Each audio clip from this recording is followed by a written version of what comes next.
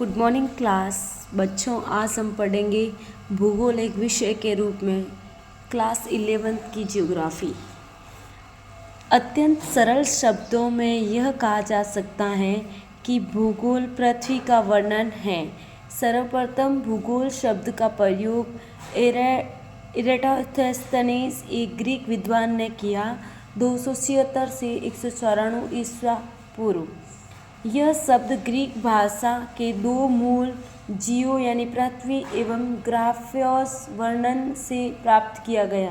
दोनों को एक साथ रखने पर इसका अर्थ बनता है पृथ्वी का वर्णन। भूगोल को उन सभी तथ्यों का अध्ययन करना होता है जो क्षेत्रीय संदर्भ में भिन्न होते हैं।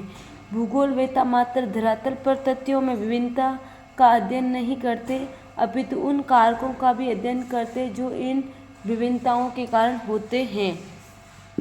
अब हम पढ़ते हैं कि भूगोल के क्षेत्र कौन कौन से हैं।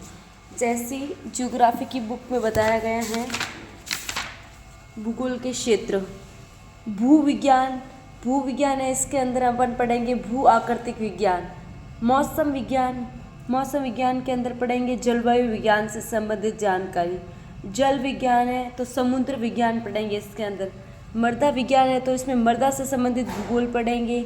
वनस्पति विज्ञान में पादप भूगोल, प्राणी विज्ञान में प्राणी भूगोल और पारिस्थितिकी विज्ञान के अंदर मानव भूगोल और पर्यावरण विज्ञान के अंदर पर्यावरण भूगोल, मानव शास्त्र के अंतर्गत सांस्कृतिक भूगोल, दर्शन शास्त्र के अंतर्गत भौगोलिक चिंतन, समाजशास्त्र के अंदर सामाजिक भूगोल और इतिहास के अंदर ऐतिहासिक भूगोल, राजनीतिक शास्त्र के अंदर राजनीतिक भूगोल, जनसांख्यिकी के अंदर जनसंख्या भूगोल, अर्थशास्त्र के अंदर आर्थिक भूगोल और आर्थिक सांख्यिकी के अंदर भूगोल में परिमाणात्मक प्रविधि और गणित एवं खगोलिकी के अंदर गणित एवं खगोलीय भूगोल, भू विज्ञान के अंदर भू आकृतिक विज्ञान।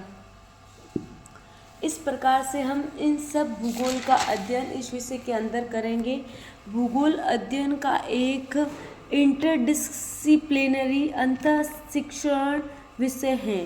भूगोल के अध्ययन के दो प्रमुख उपागम हैं, विषय वस्तुगत यानी क्रमबद्ध और दूसरा है प्रादेशिक यानी इसके अंदर अलग अलग प्रदेशों का अध्ययन किया जाएगा।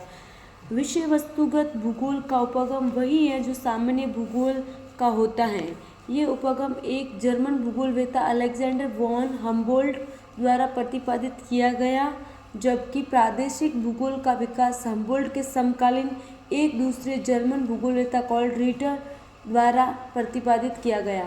विषय वस्तुगत उपगम में एक तथ्य का पूरे विश्व स्तर पर अध्ययन किया जाता है, तत्पश्चात क्षेत्रीय स्वरूप के वर्गीकरण प्रकारों की पहचान की जाती है। विषय वस्तु का मतलब होता है कि किसी भी पर्टिकुलर विषय को लेकर उसके तथ्य यानी मतलब जो बेसिक लेवल से उसका विश्व स्तर पर अध्ययन किया जाता है और उसके बाद में क्षेत्रीय स्वरूप के वर्गीकृत प्रकारों की पहचान की जाती है।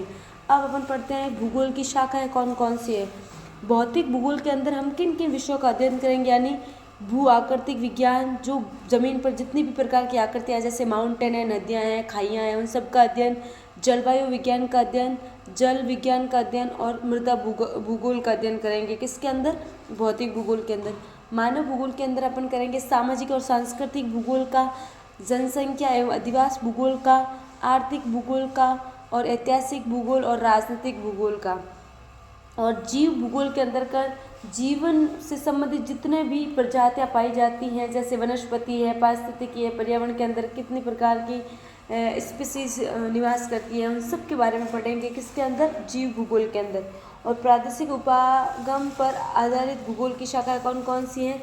वह मध्यम और लघु स्तरीय प्रादेशिक, दूसरा है ग्रामीण इलाका और शहरी नियोजन, तीसरा है प्रादेशिक विकास और चौथा है प्रादेशिक विवेचना विश्लेषण।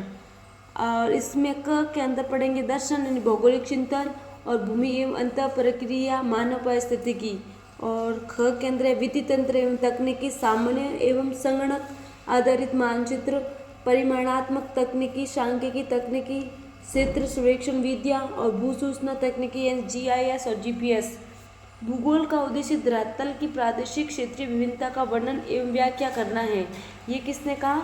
रिचर्ड हॉटशॉट ने कहा था कि भूगोल का मतलब होता है कि धरातल पर जितने भी प्रदेश निवास करते हैं या अलग अलग प्रकार की क्षेत्रों में जो भिन्नताएं पाई जाती हैं उन सब की व्याख्या करना है भूगोल का अध्ययन।